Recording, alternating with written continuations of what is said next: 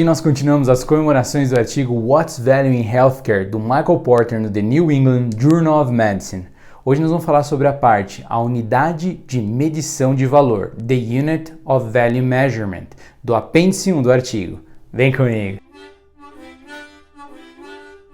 Boas-vindas para todo mundo, meu nome é Lucas Nobre, sou médico administrador e aqui no canal a gente fala sobre medicina, sistema de saúde e impacto sobre todos os nossos pacientes. Hoje nós vamos falar sobre a parte do apêndice 1 do artigo do Porter, a unidade de medição de valor. Lembrando que o link para o artigo e para o apêndice vai ficar na descrição do vídeo. Nessa parte do artigo, o Porter defende que a unidade correta de medição de valor tem que agregar todas as atividades e serviços que, em conjunto, determinam o sucesso de um grupo de necessidades do paciente. A prestação de cuidados em saúde para um paciente envolve diferentes partes da organização e diferentes organizações, hospitais, clínicas, redes de saúde, atenção primária, postos de saúde, e cada uma delas prestam seus serviços individualmente. No entanto, nenhuma dessas unidades tradicionais de oferta de cuidados em saúde reflete os limites do quais o valor é verdadeiramente criado. O princípio central da teoria organizacional é que um serviço deve ser criado ao redor das necessidades do cliente e não de etapas individuais da oferta de um serviço. Na área de saúde, a necessidade de cuidados especializados de saúde para o paciente são determinados pela condição clínica do paciente. A definição de condição médica é um conjunto interrelacionado de circunstâncias médicas de um paciente. Por exemplo, são condições médicas: diabetes, asma, insuficiência cardíaca, câncer de mama, doença inflamatória intestinal, sendo que cada uma dessas condições clínicas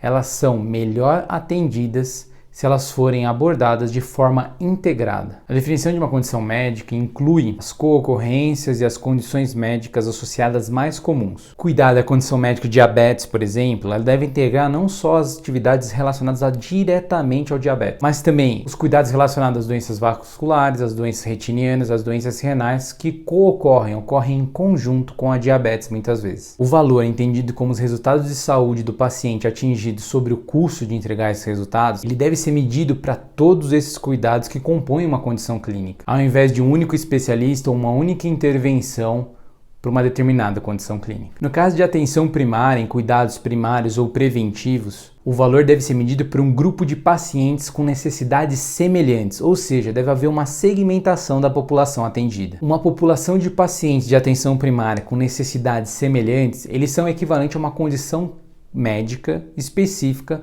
dos cuidados especializados. Exemplo de populações de pacientes de atenção primária que demandam diferentes abordagens de diferentes serviços de atenção primária e preventiva são crianças saudáveis, adultos saudáveis, pacientes com uma única doença crônica, idosos frágeis, pacientes e pessoas com múltiplas condições crônicas. Cada uma delas representa uma segmentação possível de ser feita na atenção primária. Cada grupo de pacientes tem necessidades exclusivas e requer serviços de atenção primária inerentemente diferentes. Serviços que são melhor prestados por equipes diferentes e provavelmente até em ambientes diferentes, especializados naquele grupo de serviços e atenção daquele segmento da atenção primária. Segundo Michael Porter, um dos desafios da atenção primária tem sido a tentativa de atender todos os pacientes com diferentes condições clínicas e diferentes segmentações num mesmo espaço. Ou seja, a tentativa de atender no mesmo lugar as mais diversas e diferentes necessidades de cada um desses grupos dentro da atenção primária. Segundo o autor, é difícil, se você não fizer a segmentação,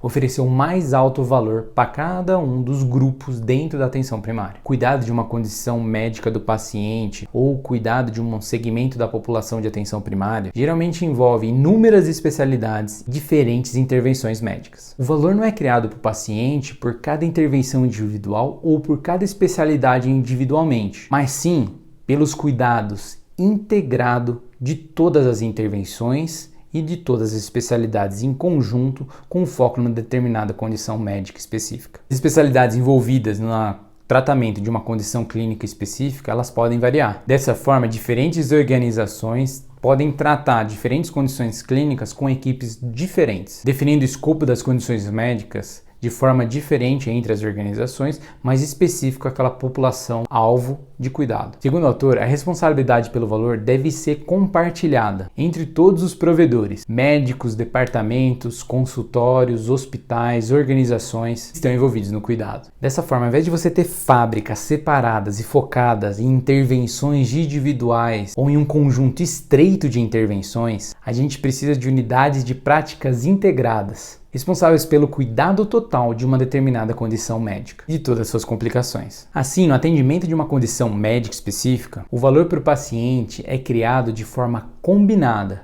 pelos esforços dos provedores ao longo de todo o ciclo de cuidado, não em um determinado momento ou um breve episódio de atendimento específico, mas sim ao longo de todo o ciclo de cuidado. Normalmente, os resultados do paciente dependem de intervenções que são realizadas em locais e atendimentos diferentes. Atendimento ambulatorial, as consultas médicas, internações, testes laboratoriais, reabilitação, medicamentos, outros procedimentos ambulatoriais ou cirúrgicos e assim por diante. Os benefícios de qualquer uma dessas intervenções para os resultados finais vão depender da eficácia de outras intervenções ao longo de todo o ciclo de cuidado, todo o ciclo de atendimento. O custo de cuidado relevante para calcular o valor, o custo do conjunto completo das intervenções ao longo de todo o ciclo de cuidado. Como as atividades de cuidado a um paciente numa determinada condição médica são interdependentes, o valor para os pacientes acaba sendo revelado apenas ao longo do tempo. Se manifesta por resultados de longo prazo, como recuperação sustentável, necessidade de outras intervenções continuamente, ou doenças incorridas e devidas ao próprio tratamento. A única maneira de medir valor com precisão é rastrear os resultados e os custos individuais de cada paciente longitudinalmente ao longo de todo o ciclo de cuidado. Uma vez que a maioria das unidades provedores de saúde participam do atendimento de múltiplas condições médicas diferentes, isso significa que o valor deve ser medido para cada uma dessas condições médicas oferecida pelo provedor. Para pacientes com várias condições médicas e várias comorbidades associadas, como um paciente, por exemplo, com insuficiência cardíaca, diabetes, câncer de mama, o valor deve ser medido para cada uma das condições médicas específicas, com a presença das outras condições médicas utilizadas para ajuste de risco. Essa abordagem permite a comparação de resultados relevantes para cada paciente e para cada grupo de pacientes, incluindo a capacidade dos provedores de atender e cuidar de pacientes com condições clínicas complexas, com muitas comorbidades associadas. Embora os resultados e os custos devam ser medidos para cada condição clínica ou população de pacientes de atenção primária, a estrutura organizacional atual do sistema de saúde torna difícil medir resultados e custos. Portanto,